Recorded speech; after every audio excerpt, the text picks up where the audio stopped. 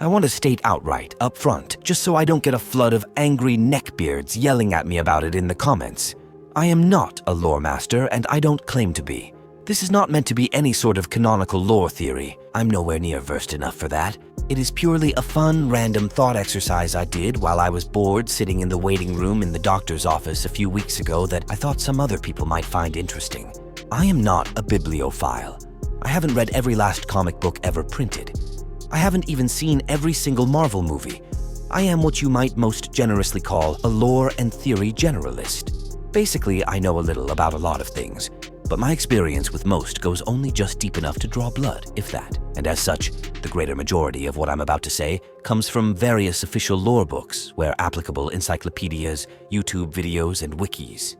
And now that the boring stuff's done and dusted, before we can argue about just where any particular realm, verse, sphere, etc. lives in the Omnisphere's infinite tapestry, we need to ask and answer one ultimate question first.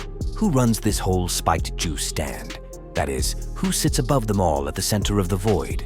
Specifically, who ranks as the most necessary constant of all creation? After all, nearly every one of the verses you're seeing on screen has their own version of the Creator, be it the Presence, Ra, Yahweh, the One above all, etc. Well, to my mind, since the overriding theme of this cosmological model is that all modes, dimensions, verses, laws, and events are nothing more or less than the various scores, chords, notes, leitmotifs, and so forth of the Overmind's delirious opera, the only three candidates that make any amount of sense for that role are the Endless, the Outer Gods, and the Overmonitor. For those who are uninitiated, the Endless are a family of 7 beings who preside over all things. They are in order of eldest to youngest: destiny, death, dream, destruction, desire, despair, and delirium. Together, they comprise the totality of everything that is, was, will, or could ever be, for they are the essential concepts for creation. Even gods, ultimate or otherwise, cannot escape their influence. If something exists and can do things, meaning it is subject to time, then it has a destiny, even if that destiny is an eternity away. So long as there is a path to get there, it will be in Destiny's book of infinite pages. Likewise, anything that has a mind will have desires and dreams. When you get right down to it, Yog-Sothoth is just a big, hungry animal. Granted, trying to make human language fit over such a fundamentally alien force is like trying to put shoes on a dinosaur, but still, like a black hole, its sole compulsion is to quote-unquote eat all of creation. And of course, it's also said to dream, though it doesn't understand what it dreams. Also, as long as we're on the subject, the idea that Yog-Sothoth dreams all of reality, at least insofar as the lore actually set forth by H.P. Lovecraft himself, is a myth.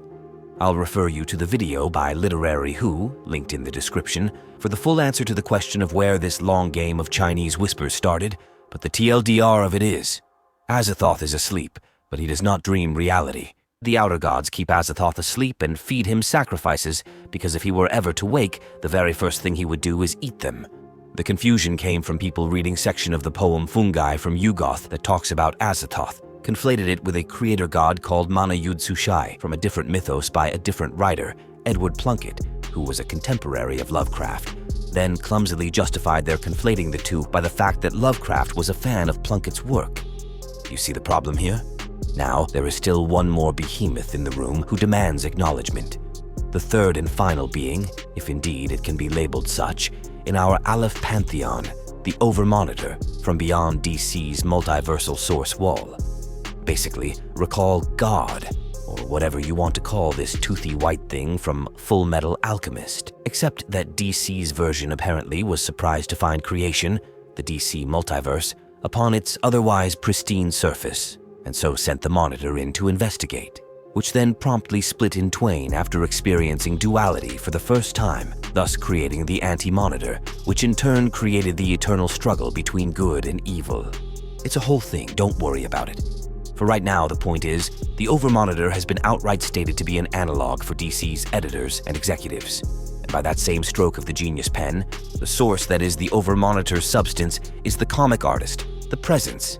DC's one true god is the writer, and the void is the paper the comics are printed on. So, from that standpoint, it could be argued that this personifies the concept of fiction itself, and therefore both the Lovecraftian gods and Endless are subservient pieces of its whole. After all, the outer gods are said to reside in the void, where the overmonitor is the void. And that would be a fair point. But recall, there's one eldritch name I haven't mentioned yet. Yog-Sothoth. The all-in-one and one-in-all. Yog-Sothoth knows the gate. Yog-Sothoth is the keeper of the gate. Yog-Sothoth is the gate. Now, most people take this to mean that Yog-Sothoth is like Heimdall from Norse mythology, that he's a sort of metaphysical guard dog, keeping some thin sense of order by enforcing the division between the otherwise chaotically conflagratory realms. But you could also just as easily take its all-in-one epithet literally, and so conclude that it's the overmonitor with the additional step of being one with an infinite creation also. But of course, there's also Lovecraft's other most famous line to consider. That is not dead which can eternal lie, for with strange eons even death may die, though personally, as far as I see it, even omnipotent, strange eldritch gods cannot erase a necessary concept, even if they are not subject to it. Alright, so I think we've about nailed that point in up to its head. In the interest of not boring you all to death, and also not overburdening myself drafting and editing something only a few dozen neurodivergent turbo nerds are going to watch even halfway through, I'm going to call it a wrap there for one sitting. Next time I'll go more in depth on the theory's actual foundations, the Omniverse's origins, the exact nature of each of its 5 levels, etc., etc. Then and only then can we begin to populate it with individual cosmospheres. If that all sounds like your cup of tea, leave me a comment to that effect below. Also, if you like this sort of weird, abstruse confundity, I've written an entire novel series about it, and a few other things as well, which are available in ebook, hardcover, and paperback formats on Amazon. All links will be below. And in any event, as always, until next time, stay safe, stay sane, and remember, there is no good and evil. There is only power. And those too weak to seek